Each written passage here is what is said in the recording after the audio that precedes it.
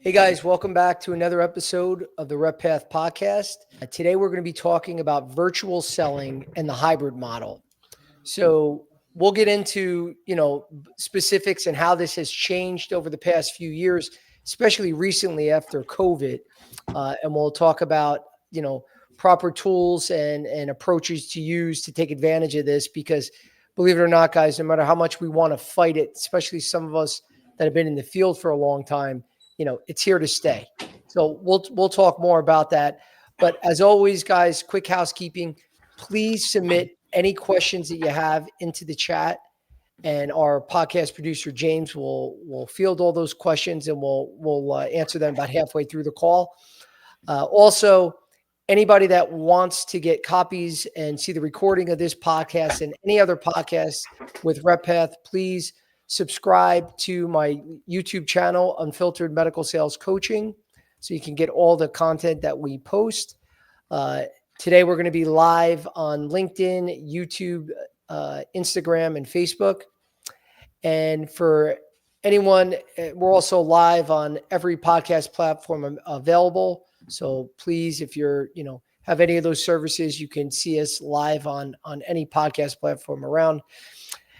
And that's about it. So just to dive right in, guys, virtual selling.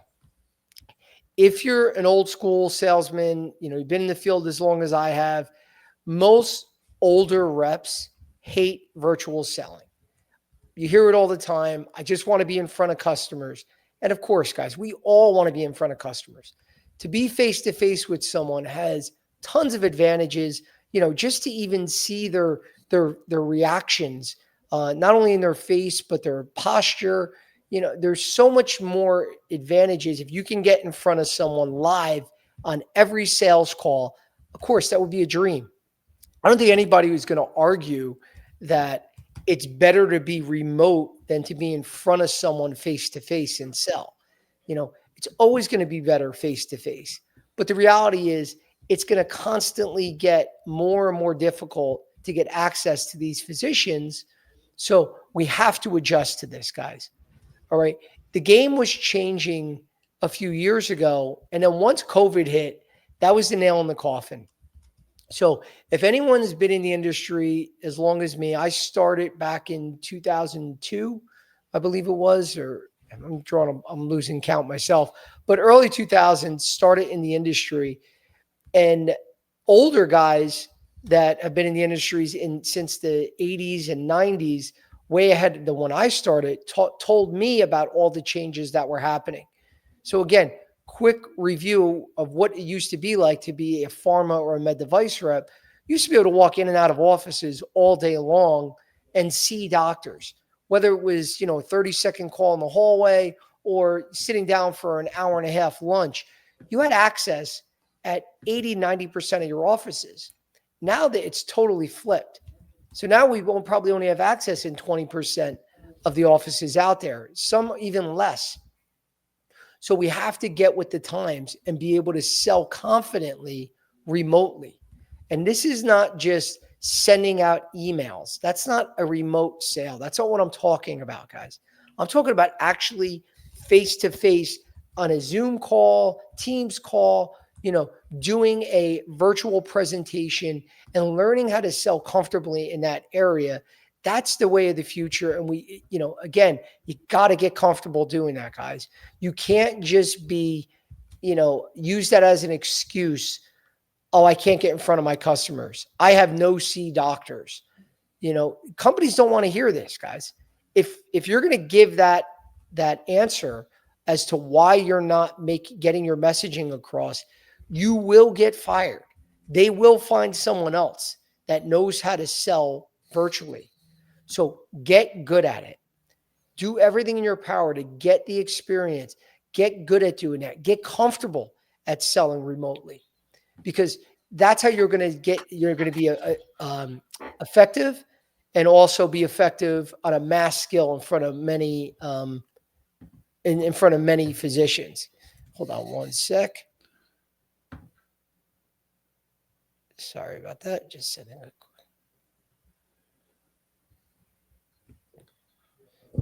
Joe, shouldn't everybody know that you're not to be bothered at this time? I am sorry. Uh, there was just some background noise it was some feet I was picking up. So yeah, apologize for that. Anyway, guys. So again, it's the way things are, and we have to learn how to sell in this environment. But again, we don't have to look at this that this is a negative. Oh, I can't get in front of doctors, so this is my fallback. And let me try a virtual approach. It doesn't have to be that way, guys. Okay, it's another tool in your toolkit. Just look at it that simply. Some doctors don't have the time during the day. It's just, guys, we're with these guys. Some may be a no see doctor because all they want to do is focus on their patients and their practice, and they don't want any kind of distractions. That's okay. That's normal. I mean, look, and I wasn't setting this up. I got distracted. It was an important text that I had to take. But normally, I don't even have the time to look at my cell phone, during my day because you're busy on calls all day long. So use this as another option for that doctor to get in front of them maybe after hours when you wouldn't be able to go to the office at 6, 7 o'clock at night. And now you could set up a virtual call. So for you experienced reps out there, just get rid of the old mentality and don't be stubborn. Don't say that's not how we sell. We only sell face to face. Just get with the times, guys, and we got to get better at this. All right. And it's not about picking one or the other. The goal is to combine both. The best reps out there are good at both face to face and virtual selling. It doesn't matter the environment, they know how to sell. That's the key. And that's the way we have to think. All right. So, why are we in this new environment? Why, after COVID, did it switch to all these Zoom calls? I mean, we've all been there. Zoom, Teams. Personally, a lot of times I get tired. You look at that, it looks like the old Brady Bunch screen where you see faces all over your screen. And it's like, I just want to get in front of the one person I want to talk to. And I'm tired of these calls. I said it too, guys. But again, you gotta take advantage of all the reasons why we're doing this. So if we just waited to get face to face in a hospital where it went from walking in with scrubs on, nobody used to stop you 20 years ago. The biggest challenge you had was, is the doctor going to stop 5 seconds and talk to you, or a minute or two, or is he going to walk right by you? Is going to be mad that you went to try to get in front of him, had the guts to get in front of him after a surgery. I mean, that's all it took, was just guts to say, I'm going to jump right in front of this doctor as he comes out of the OR and hope to get a minute or two with him. And it does take guts. It does take aggressiveness, but those days are gone. Even if you have a doctor that said, come into the hospital next Wednesday, now you got to worry about being credentialed. For all you guys out there that don't know about vendor credentialing, you can reach out to me on the side to learn more. But if you're not credentialed, you're not getting in that account. If you're credentialed and the doctor's office didn't put down that appointment into their planner, into the system, whether it's IntelliCentrics or Simpler or whoever's the vendor credentialing that they're using, you still aren't getting in that account. So you could be doing everything right. The doctor could want to see you. They forget to put you in. You don't have access to that doctor. All right. So this has changed and it's real life now. You go to doctors' offices, doctors don't see reps. We hear this again, 8 out of 10 times when I go to offices, doctor doesn't see rep, or he only sees you with a lunch or a breakfast. You go book your next lunch. We're at what? We're in September now. Yeah, well, we have one in February 10th. And you're like, are you kidding me? That's 5 months away. But that's real. This is what the environment really is. You can't wait 5 months for a breakfast or a lunch to get your messaging across to the doctor. So you have to get in front of them virtually. All right. And there's a lot of pros of the virtual sale. All right. Number one, the cost. So for a lot of you reps out there, I was in your shoes too. When I worked for a company, if I had a budget, whatever my budget was, I'm going to spend it. I'm going to go out there and do it. As long as my manager isn't on my butt and saying, Joe, what the hell are you doing? Why are you spending all this money? I didn't care. It's not my money. They gave me a budget. My job is to grow the number. But when you have your own business, guys, I know they say this all the time and it's different, even though it's not really your own business when you're running a territory. But if you really think that way and understand when it's your own business, if I want to get in front of, say, 10 decision makers at once, it's impossible to do it face to face. And the money that I have to spend to fly all around the country, the parking, the gas, the airfare, the hotel, the meals, all that adds up quickly. When it's your own business, guys, trust me, you will force yourself to look at other options. So, my challenge to you is truly treat it like it was your own budget. And are you going to really spend all that money? Are you really going to do that? If you have another option, and I could just jump and schedule a Zoom call or a Teams call and then get in front of that same doctor, that it would cost me money for a lunch, cost me money for parking, cost me money for if I have to get on a flight, airfare, all those things that we talked about. And you don't have to spend the money. So it's so much more cost effective. And I'm not saying go out there and every call, never get in front of someone's face, always do it virtual. No, but the virtual has a lot of advantages and cost is one. So it's key.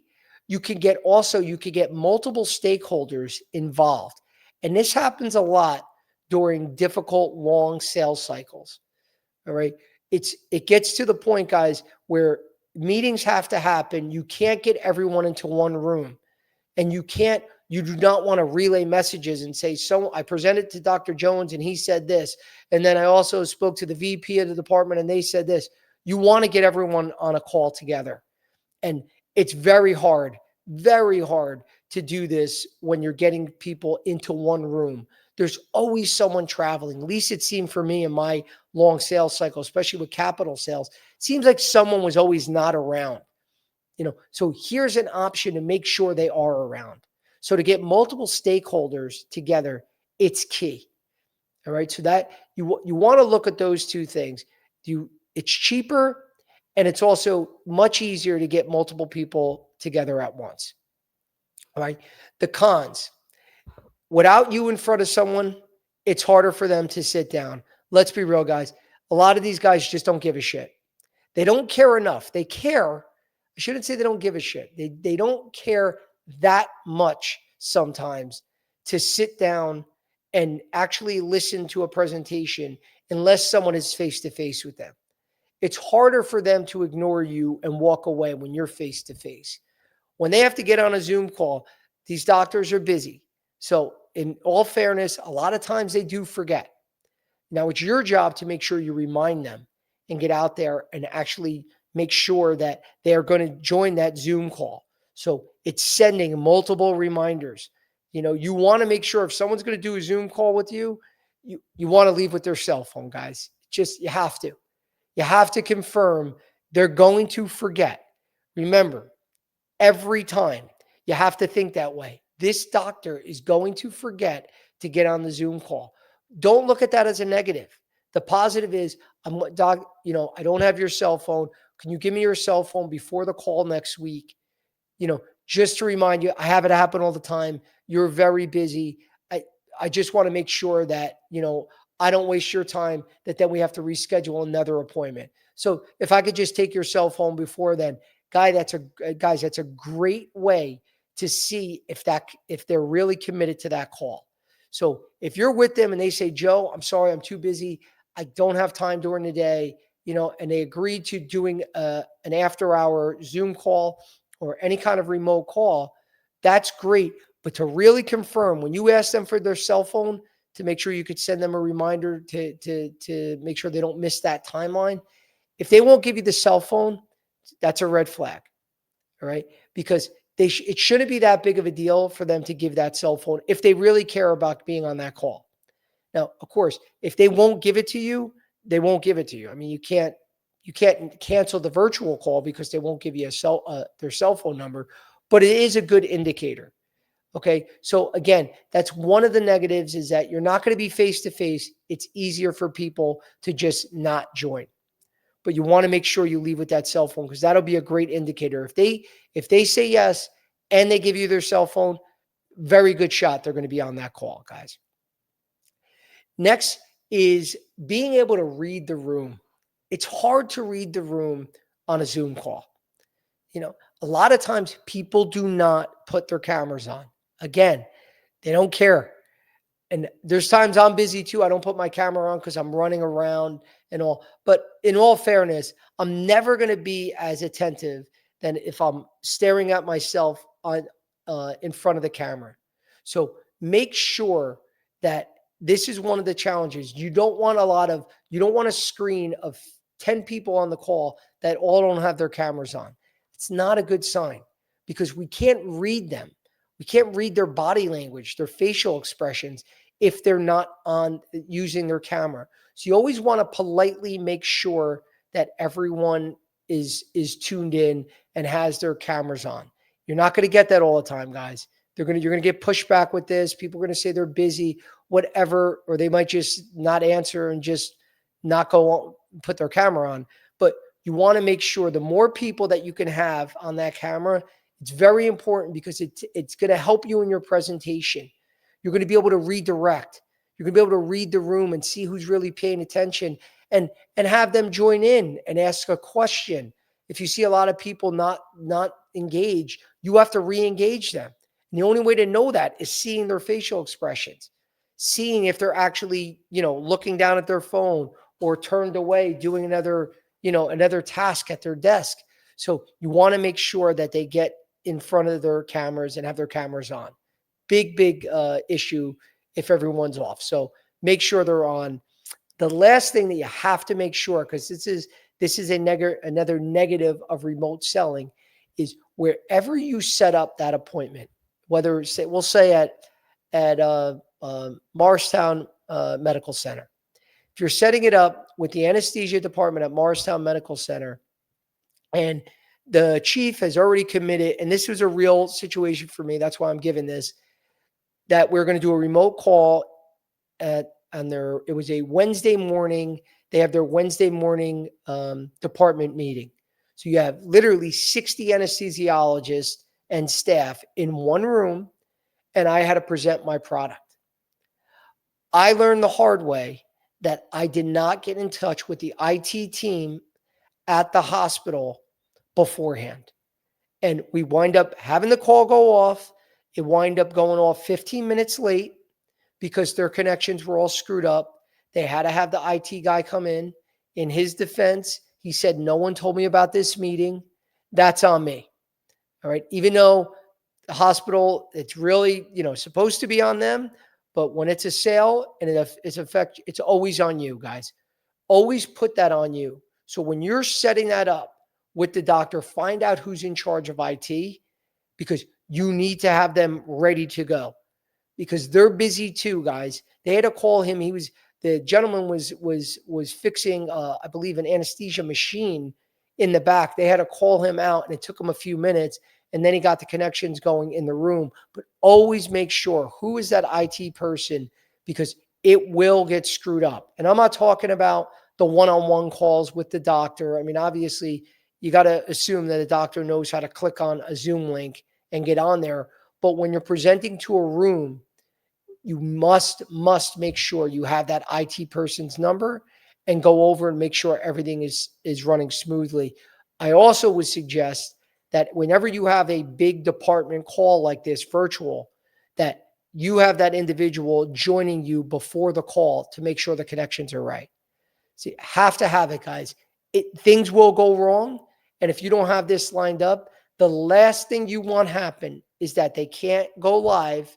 You don't do your presentation. The odds of you getting that presentation off in the future are a very low percentage because it pisses the doctor off. It's going to piss off the staff, and it might not be your fault. Again, it doesn't matter whose fault it is. It's always going to be your fault if it's your sales call. So you have to control all those uncontrollables that you would think normally that's the hospital's job, not my job. It's all your job when you're trying to get one of these calls off. So make sure you have them ready to go. All right. So what works when you're in this, virtual environment and engagement? You have to have whatever demo that you're trying to show, keep it short, guys. You don't want it too long. And these are going to change depending on the situation. Say you're going to do a big 60 person, like I was talking about, presentation. Now those are going to be longer. Those can go a half hour to an hour, depending on the time allotment. But you want the time allotted. You want to make sure that you're still within that to be able to do your presentation and give time for Q&A. So any kind of big group thing, they might give you the 30 to 60 minutes. I would prepare my presentation in somewhere in a 5 to 10 minute window. I got to keep it short, guys, because if you're going to lose them any longer than that, it's okay for you to be there for the half hour, an hour answering questions. That's fine. But keep your actual presentation very short, and sometimes even shorter than that. So that would be to a group. If you're just presenting to a doctor, I would keep it from anywhere from 3 to 5 minutes. Shouldn't take that long. And if you're sending a video message, so you can't get in front of the doctor won't schedule a remote virtual call. Now you're just doing a presentation and shooting instead of an email. You're actually customizing a video.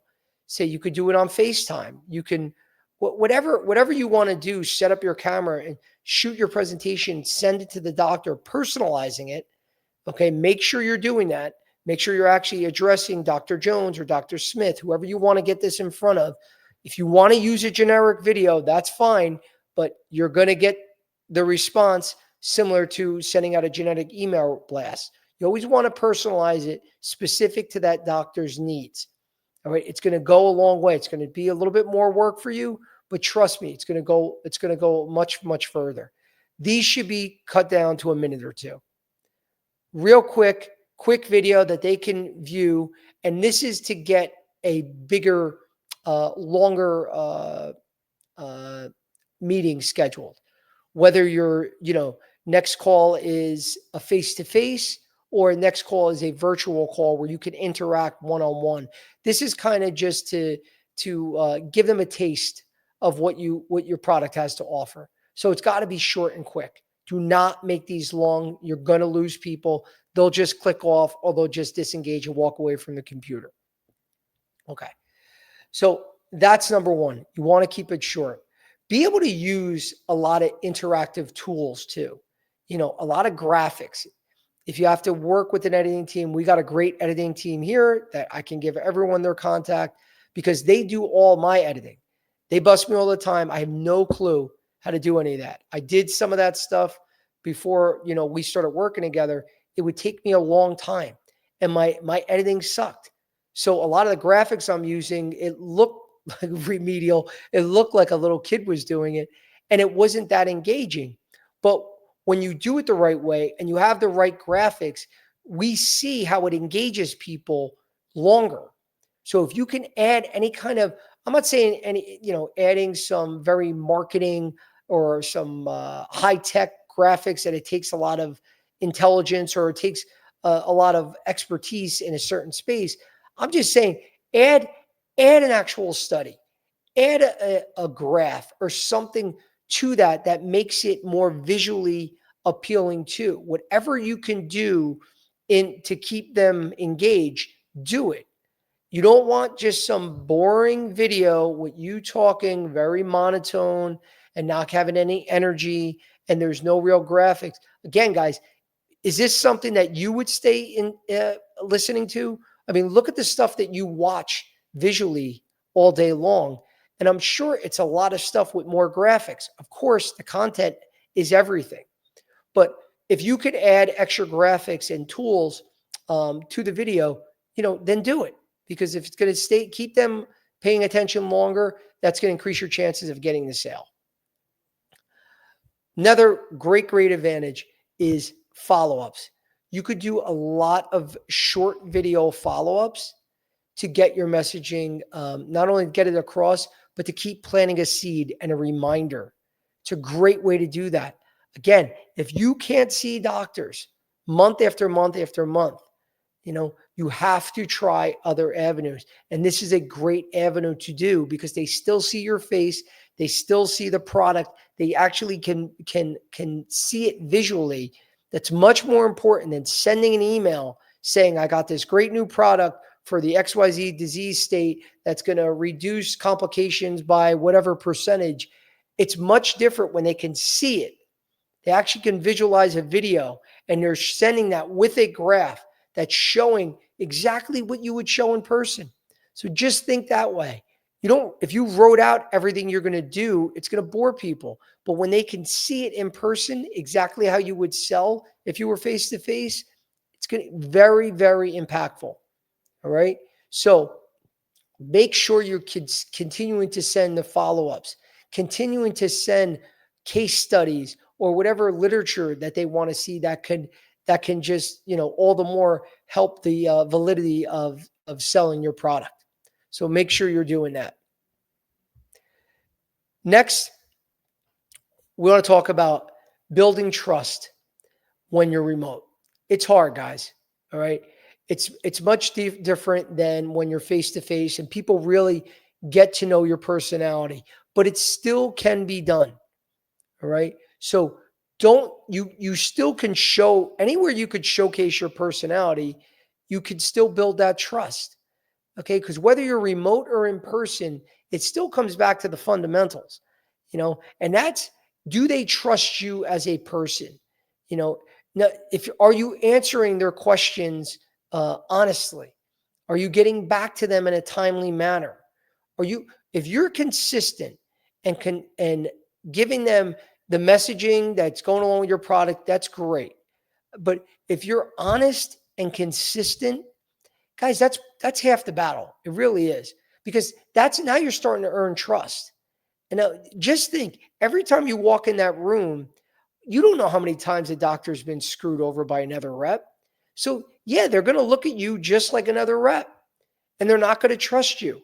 So go in knowing I have to earn that first. I got to earn that trust.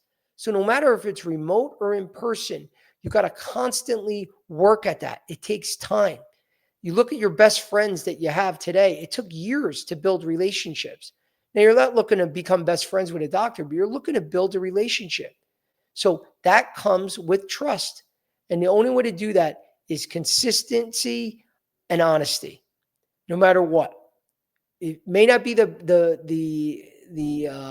thing that the one thing that the doctor wants to talk about or that you want to talk about, especially if it's not always a great feature about your product. I mean, this happens with price. Sometimes we're just more expensive than the competition. It is what it is. So, but again, you always want to be upfront. You always want to be honest, because that's going to help you gain that trust. And that is key. So whether you don't make that excuse, because I get this a lot. Well, I can't really build trust if I'm selling virtually. That's bullshit, guys. Yes, you can. All right. It doesn't matter. You're doing this because you can't get in front of the doctor. Your goal is still the same though. And that's the delivered value. You want a valued message for that doctor. And that's what's going to keep you, keep him or her coming back to you to give you more business. All right. So don't give that excuse. I can't do it unless I'm in person. That's nonsense. All right. You could do it either way. And just realize that to do well in this business, you have to do it both ways. That's the only way to really succeed, because it's getting harder and harder. So for some of you that aren't in this industry, get it out of your head if you think that you're going to just get in front of 10, 15 doctors a day and deliver messaging. Just not going to happen. It's a totally different landscape than it was 25 years ago. So make sure that you're already incorporating virtual into your plan. All right. Virtual used to be looked at as that was failing to get in front of a doctor. It's not, guys. It's another tool. So make sure that you have these into whatever business plan, into your 30, 60, 90s. This is the only way that you're going to get a mass outreach quickly. All right. You have to take advantage of the virtual selling. It's the only way you can get in front of multiple people in a short amount of time. It's very hard in this environment. Even if you could get in front of every doctor, you think your company's just going to say no problem with, say, if you have to travel multiple states and you're constantly flying and constantly get in front of people? Again, remember what I said at the beginning of the call. Would you really do this if you had to pay for it? If you would, then God bless you. But if you know, well, it really would make more sense. I could just jump on a virtual call, with this doctor instead of flying out to California right now from New Jersey. And I could save a lot of time, a lot of money, still get that messaging across. I mean, that's the way you got to think, guys. Think of it like you're running your own business, because I know it's different. And I'm not a big believer in that statement. But until you really own your own business, trust me, a lot of these things, you're going to have to adopt with virtual selling, because it just makes more sense for the business. But I'm going to take a break right now and pause and check with James to see if we have any questions. We got a couple questions for you. Beautiful. Let's see. We got what's the number one thing a rep should do differently in a virtual meeting versus an in-person one? And that's, you should be doing this too in a live meeting, but I can't stress enough with making sure, and James, we can speak honestly on this call. How many times do we have connection problems? The microphone's not working. My camera's not on. It's not a big deal. We fix it in a minute or two, but don't we see that almost every podcast call? Every podcast, one, because Joe is technically challenged. Two, Yes. also, but with guests as well. Plenty of times where guests will come on and we have to get things sorted out on their end as well. It happens all of the time, especially when you're dealing with technology. It's great when it works for you, but it doesn't always want to work for you.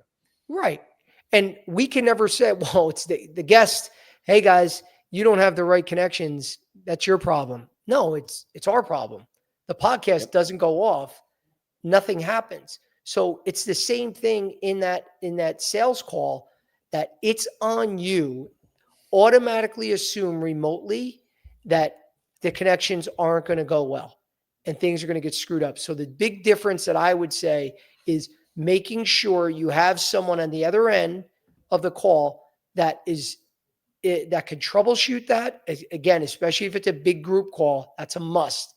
But you really got to make sure that your ability to do the call, whatever that is all those mistakes, all those connection issues, whatever it is handled beforehand. Because it won't go smoothly, guys. I hope it does for all of you. But you have to go in with the assumption it's not going to go smoothly. So I have to make sure I'm on top of this ahead of time. That's the big difference. Joe, do you think body language is as important in virtual selling as it is in person? Oh, absolutely. They both, if I'm sitting here with a puss on my face, excuse me, or just very monotone, tired, not really giving my product much energy, nobody wants to buy from someone like that. They just don't.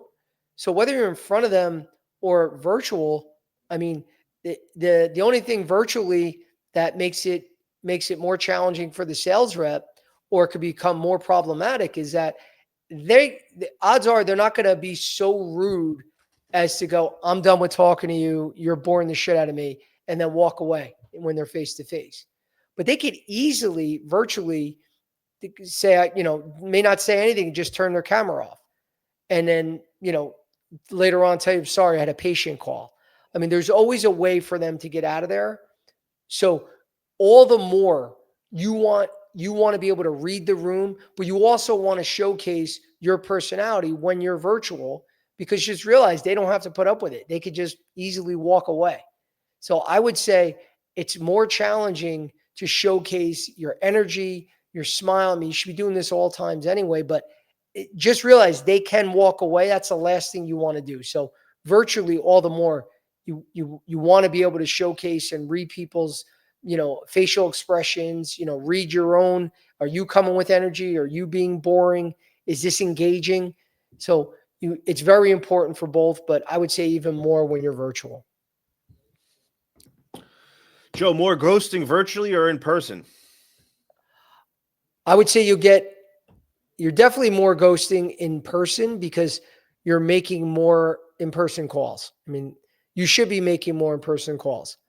You shouldn't be going back to the same office week after week after week after week when they're telling you the doctor doesn't see reps.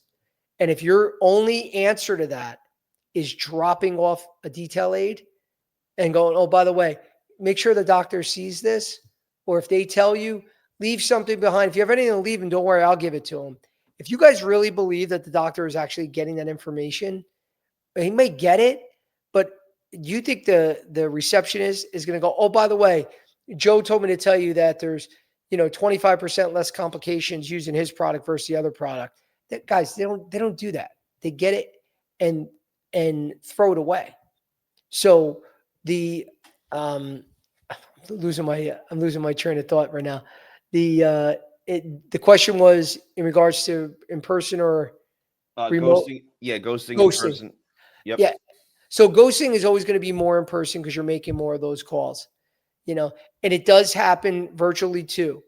But all you can do when it comes, so it's going to happen both ways, guys.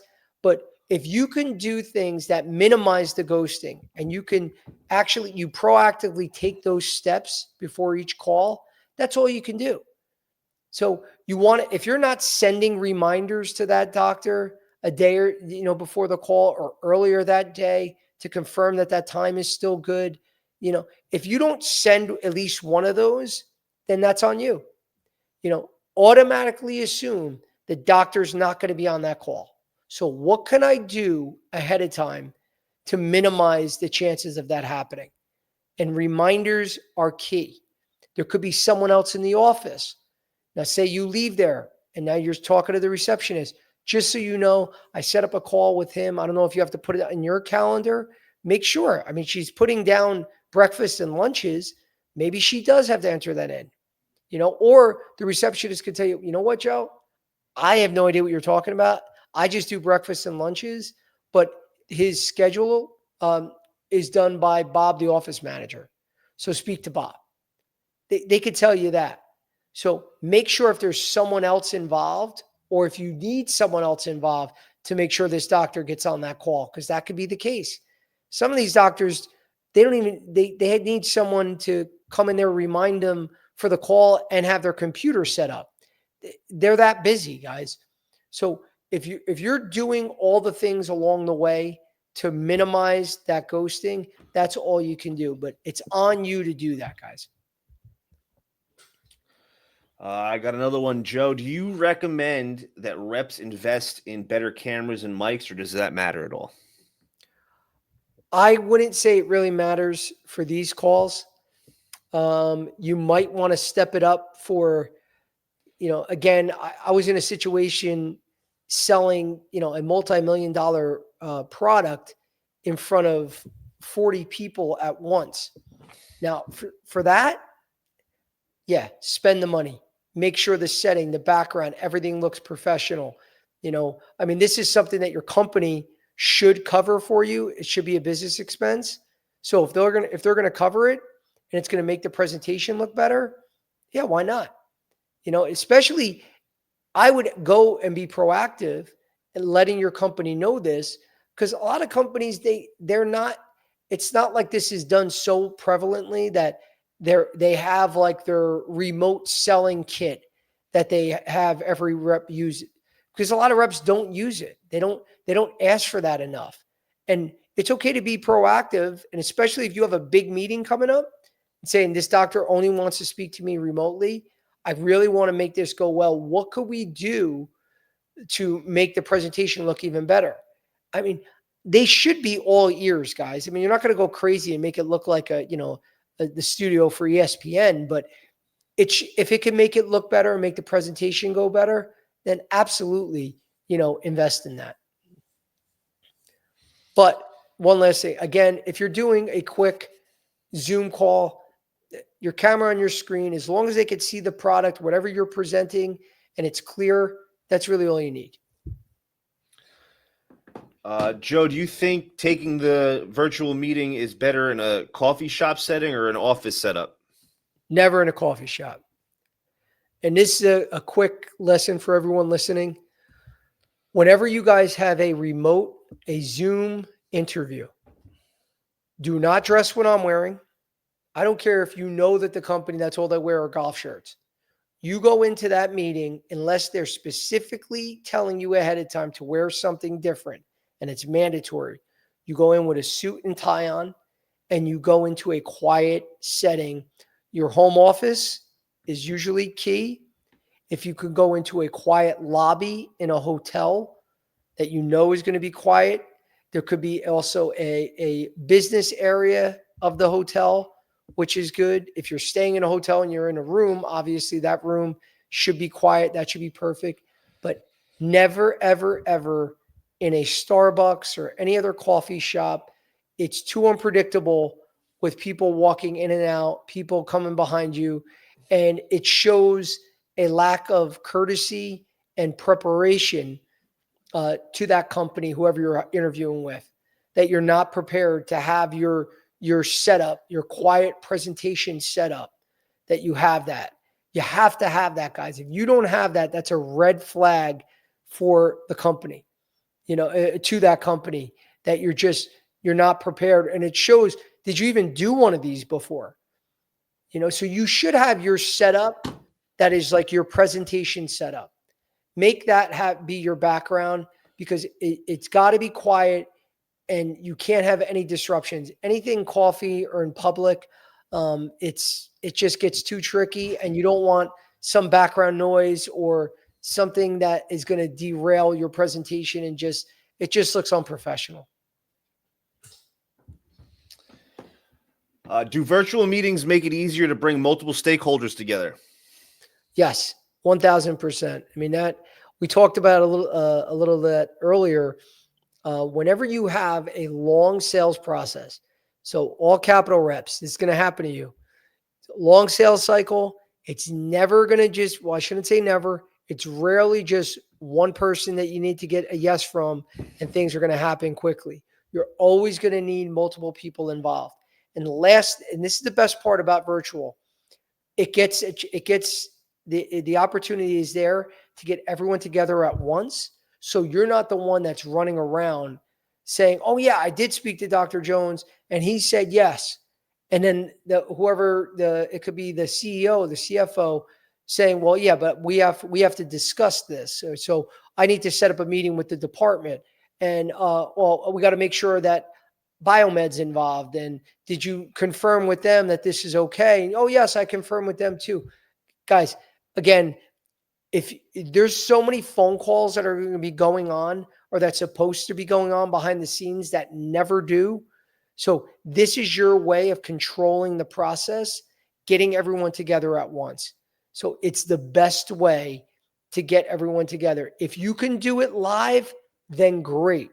But if you're finding yourself wasting month after month to get people together, you got to at least give this as an option, because it will go much smoother and much quicker. It'll reduce that timeline much, much faster by being able to do it remotely. So definitely on that first call, when you're booking this, have this as an option to get it done quickly. What skills matter the most nowadays? Presentation, tech, or relationships? Was that 3: presentation, technical skills, or relationships? Yeah. What matters the most? I mean, I think everything matters, but to me, relationships, that's something that people, especially a lot of hiring managers out there, they don't ever really want to say that to a rep, how important relationships are. But when you have good, strong relationships, odds are you're doing something right in that territory. You built up enough trust, enough respect, that you're showing a lot of value on a consistent basis, where they respect you and now they have a good relationship with them. Because for me, if there's something goes wrong technically, and now, of course, I don't want anything to go wrong. That's why I still think it's important. But at least you can overcome that with a good relationship and be able to reschedule it if something bad does happen. Now, presentation skills should be a prerequisite. I mean, you should have good presentation skills, or you should constantly be working on that. But, so I think presentation skills, of course, are very important.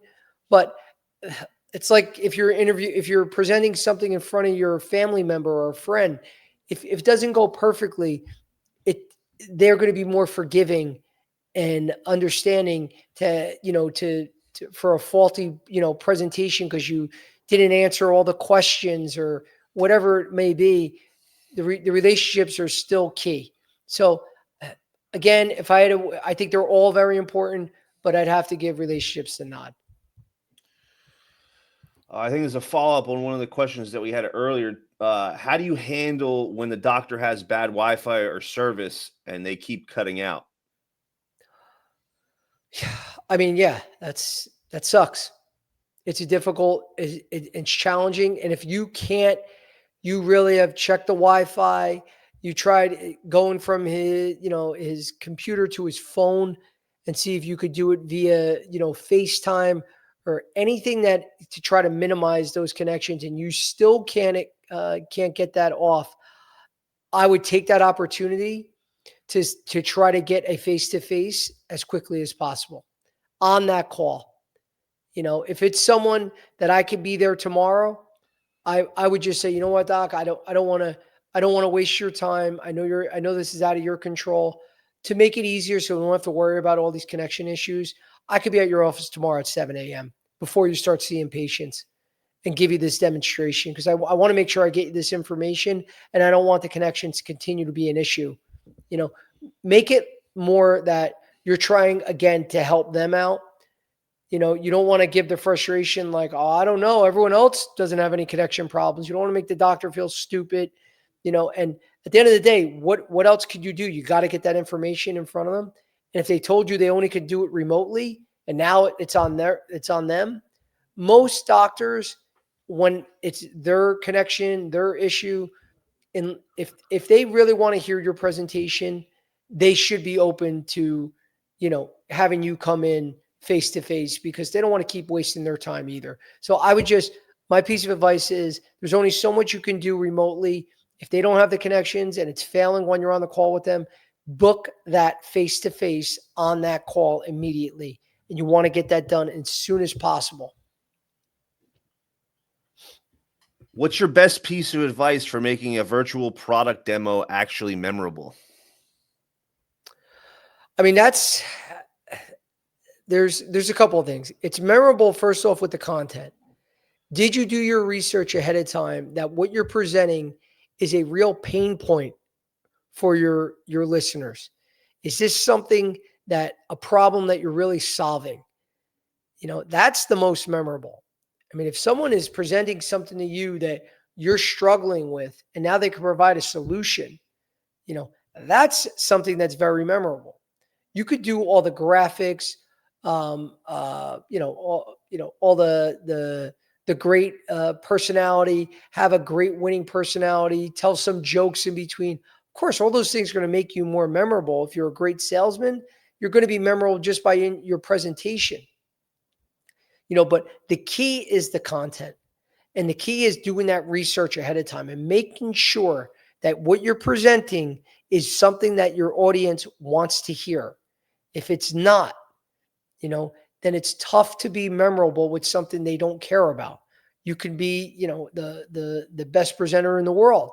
If it's not what I care about, then that's going to be an issue for me to remember you. So, I mean, that to me is the key, is finding out your customers' key drivers and what do they care about, and then providing a solution to what those drivers are. That's how you add real value, and that's how you're going to get remembered. We got, when should a rep push for an in-person meeting instead of staying virtual?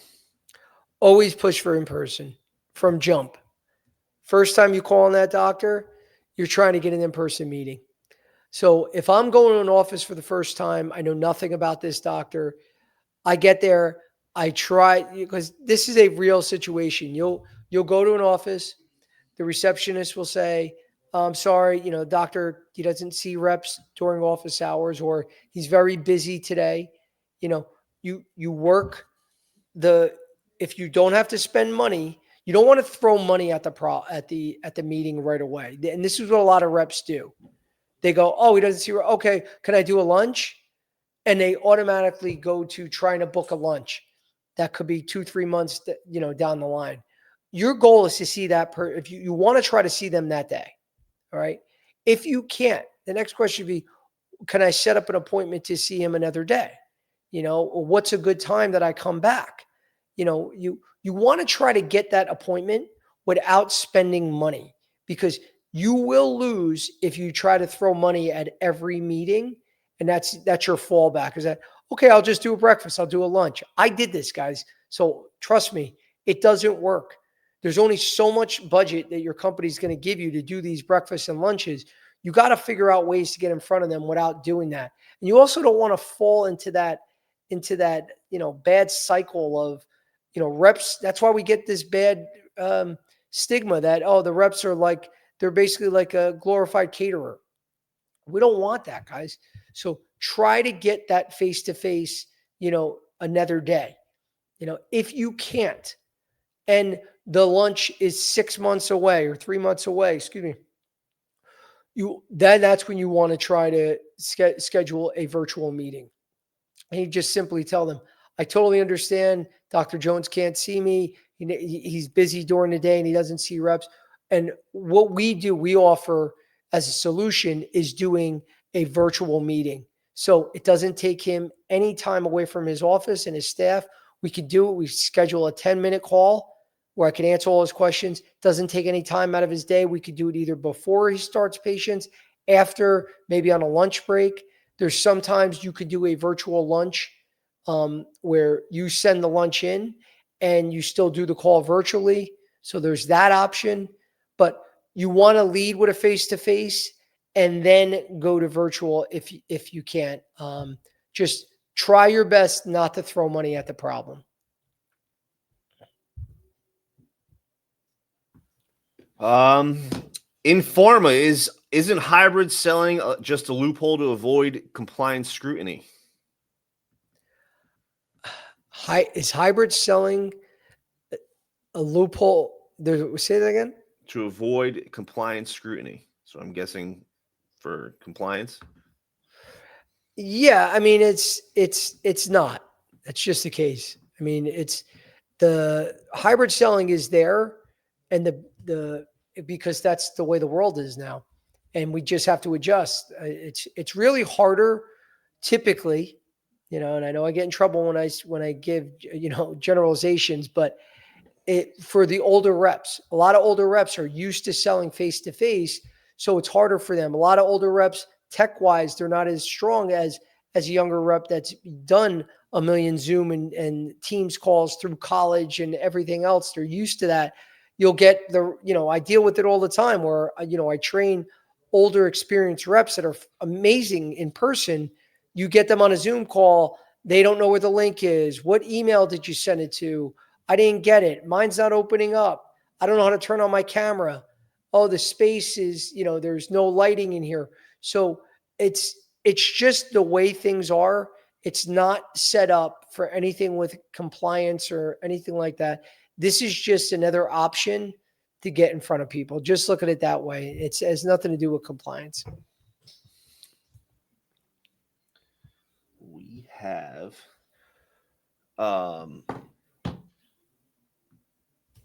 do you recommend screen sharing to go to show product details or creating a pitch deck? Well, I think screen sharing, I think both are effective. It really doesn't matter to me. As long as you can get your messaging across and you have visuals, that's the key. The other day I was training members of our RepPath Academy on a resume optimization group training call, and without having the sample resumes to show them when I'm describing different parts of the resume, it's not going to go anywhere. It's not going to get, there's nothing is going to get retained unless I have that visual. So I don't care if you're sharing your screen or you're using a deck, as long as they can see what you're talking about and be able to follow. I mean, what I love about screen sharing, I can control what you're seeing. When I send you a deck, sometimes, I don't know what you're looking at, or I might want to point something out, zoom in. The screen sharing I'm a big fan of that.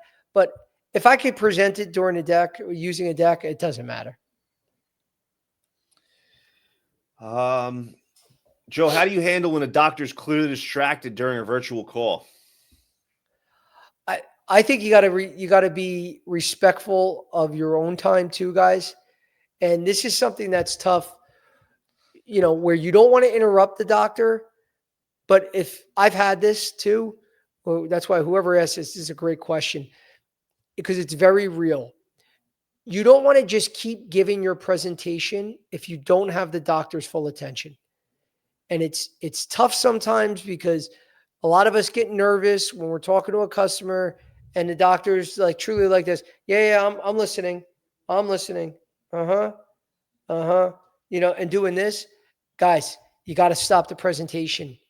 Yeah, you have to. You got to respect your own time and what you do and say, "Hey doc, listen, I just really need your full attention here because I don't want to waste your time. I know you've been so generous to even get on this call, but I really need your full attention just so I can make sure that you're getting all the information. I'm providing the proper value that you deserve."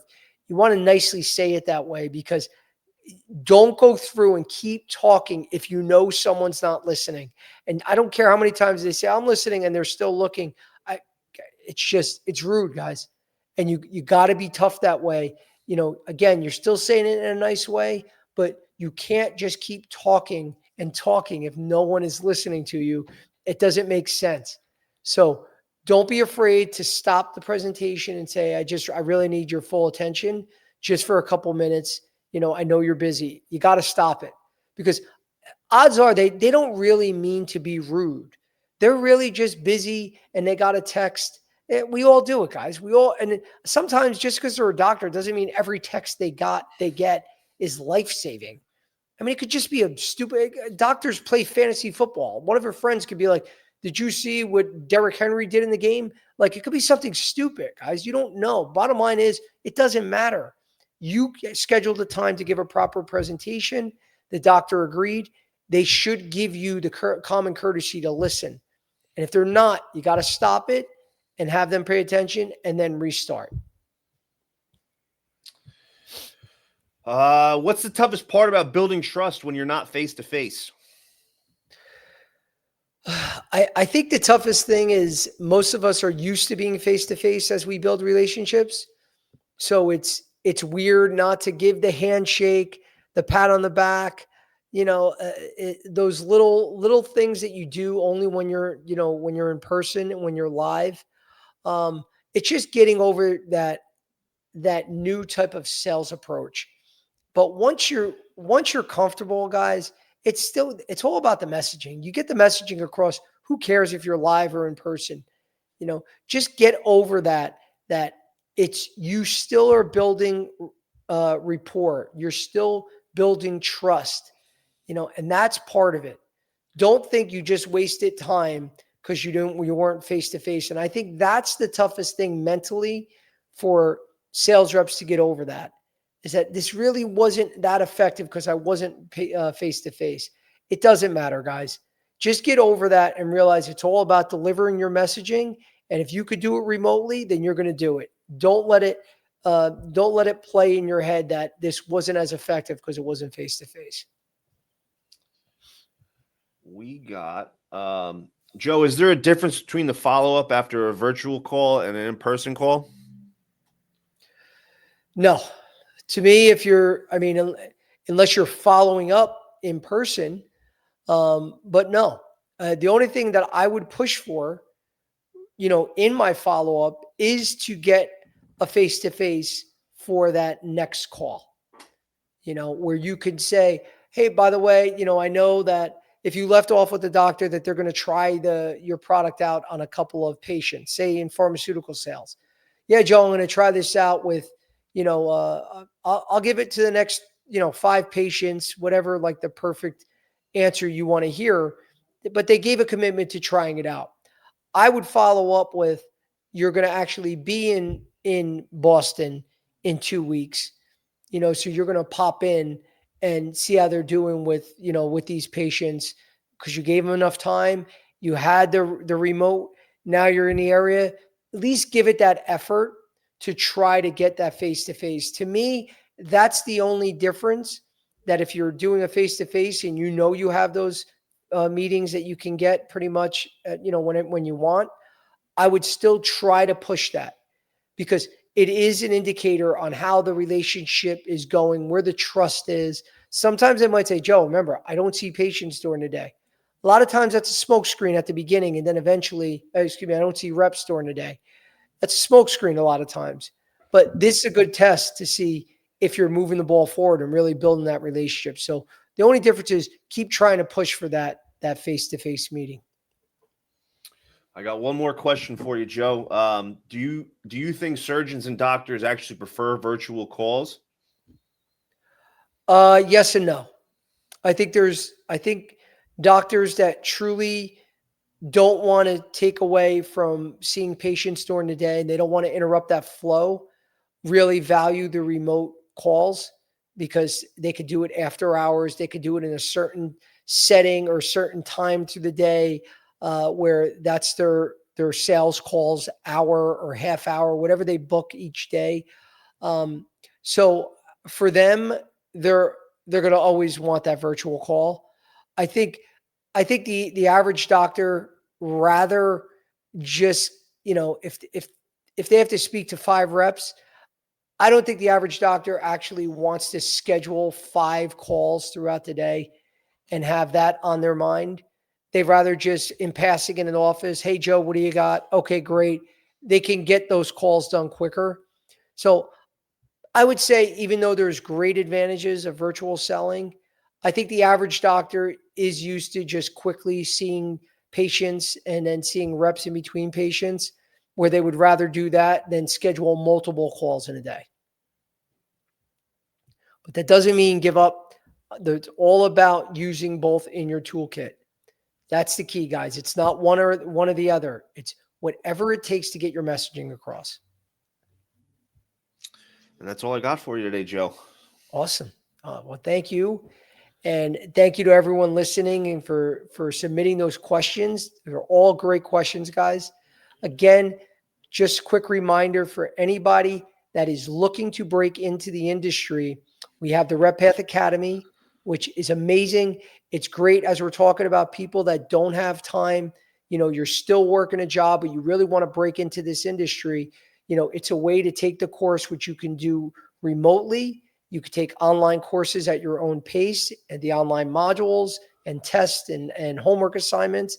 And then we also have group calls throughout the week where we do go live and be able to interact one-on-one with the students in the academy.